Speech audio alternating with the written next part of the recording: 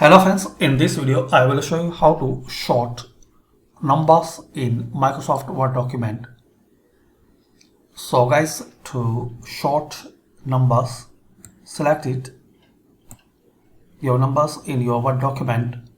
Then in this home tab, click on this sort icon A to Z. Click on it.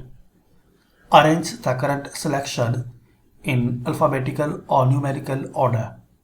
So select it, select here number and ascending or descending, what you need, select it and then click on OK. So as we can see, we have this data in order, this number in order. So thanks for watching and share, like and subscribe this channel.